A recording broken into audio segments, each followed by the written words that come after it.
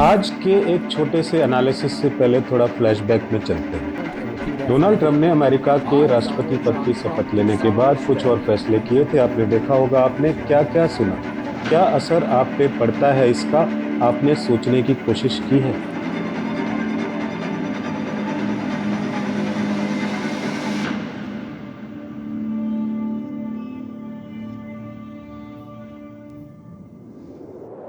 New Ira world यानी कि नए युग की नई दुनिया में फिर से आपका स्वागत है।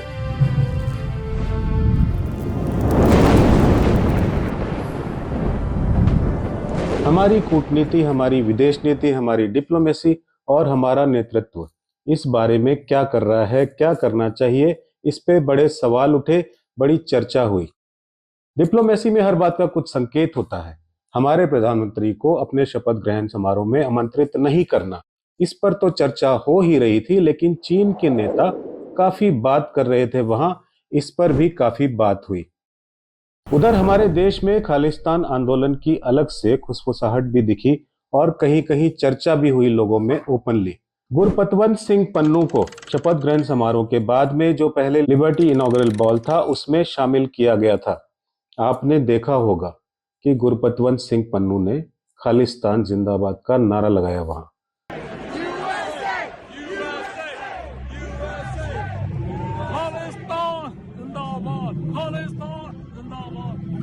उसका वहां होना क्या संकेत दे रहा है? यह भी ध्यान देने योग्य बात है कि ट्रंप प्रशासन ने इसे नजरअंदाज किया। क्यों किया? इसके पीछे क्या कारण था? यूएस हमेशा से नोटी रहा है इन मामलों में, ये सब आप देखते आ रहे हैं। ट्रंप के लिए कैंपेनिंग तक की गई थी मोदी जी के द्वारा, दोस्ती भी आपने काफी देखी न्यूज में। भारत सरकार को इस पे सख्त आपत्ति जतानी चाहिए, किंतु ऐसा नहीं हुआ था, आपने देखा ही था। इसके अलावा ट्रंप ने इमिग्रेंट्स को लेकर बड़ी घोषणा की। भारत और भारतीयों पर इसका बहुत बड़ा असर होने वाला था, ऐसा प्रतीत हुआ सबको। भारतीय समुदाय के लिए एक बड़ी समस्या होगी, खासकर छात्रों के लिए, क्योंकि वे सबसे अधिक प्रभावित होंगे। उन सब पे जो जा चुके हैं और जो जाने की कोशिश कर रहे हैं, उन पे बहुत ज्यादा असर पड़ने वाला है, ऐसा आप सबने देखा। डिप्लोमेसी अलग बात है, इस सब में सबके मन में बहुत सी बातें तो आई होंगी। वैसे आप सबको इस बीच में ये देखना है इसका आपके ऊपर क्या असर पड़ता है। कहीं ऐसा ना हो कि जीवन भर की कमाई लगा के अलग अलग रास्ते चुन के आप जाएं और सब जीरो हो जाए। जरा सावधानी से सोच समझ के निर्णय लीजिएगा। इन सब खबरों के बीच घबराहट का वातावरण तो बना, आप सब ने देखा ही होगा। प्यू रिसर्च सेंटर के अनुसार 2024 तक अमेरिका में अनुमानित 7,25,000 अनडॉक्यूमेंटेड इंडियन इमिग्रेंट्स हैं। इसके अलावा ट्रंप की नई नीति के अनुसार जिन देशों के साथ अमेरिका का व्यापार घाटे में है, जैसे कि चीन और दक्षिण अफ्रीका, उन सब पर सख्त आर्थिक प्रतिबंध लगाए जाएंगे। और साथ साथ ब्रिक्स को चेतावनी भी दी है कि डॉलर के अलावा और किसी से ट्रेड करते हैं तो 100% टैरिफ लगाया जाएगा। कुछ समझे आप? अब आगे क्या होता है ये जरा ध्यान दीजिएगा। अमेरिकी राष्ट्रपति डोनाल्ड ट्रंप ने प्रधानमंत्री नरेंद्र मोदी से फोन पर बातचीत की और उसके बाद ये कहा कि अवैध प्रवासियों के निर्वासन पर भारत वह करेगा जो सही होगा। नेताओं ने सोमवार को बात की, जो पिछले सप्ताह ट्रंप के उद्घाटन के बाद उनकी पहली बातचीत थी।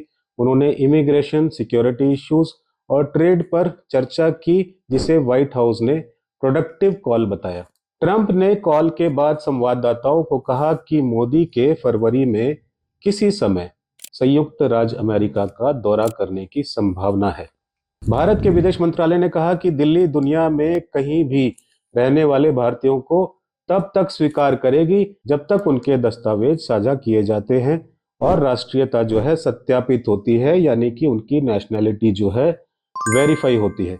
मंत्रालय ने कहा सोमवार को अपने फोन कॉल में ट्रंप और मोदी ने bilateral relationship, trade, investment, energy and defence, द्विपक्षीय यानी कि बायलैटरल रिलेशनशिप पर चर्चा की। व्हाइट हाउस के एक बयान के अनुसार ट्रंप ने भारत द्वारा अमेरिकी निर्मित सुरक्षा उपकरणों की खरीद बढ़ाने और फेयर बायलैटरल ट्रेडिंग रिलेशनशिप की और बढ़ने के महत्व पर जोर दिया। एक्स पर एक पोस्ट में मोदी ने ट्रंप को प्रिय मित्र कहा और कहा कि वे पारस्परिक रूप से लाभकारी और विश्वसनीय साझेदारी के लिए प्रतिबद्ध हैं। क्या समझे आप? बात फिर घूम फिर के आ गई ना हथियार बेचने पे। एक माहौल क्रिएट होता है, फिर बातचीत होती है, डॉलर की प्रोमिनेंस और राजशाही को बनाए रखने का प्रयास होता है, और फाइनली हथियार की ट्रेड पे बात आ जाती है। क्या समझे आप? फिर से कहते हैं, डिप्लोमेसी, ये पॉलिटिक्स, ये इंटरनेशनल बिजनेस, ये यूं ही चलते रहेंगे। पॉलिटिशियंस बड़ी बड़ी बातें भी करते रहेंगे। आपको इन परिस्थितियों में खुद के लिए सोचना है, क्या सही है, क्या गलत है। धर्म, संप्रदाय, जाति के नशे में उलझे हम सब लोग इन बातों को गहराई से समझ के आज के युग की इस दुनिया में कुछ परिवर्तन ला पाएंगे। गहराई से सोचिएगा जरूर। प्रणाम।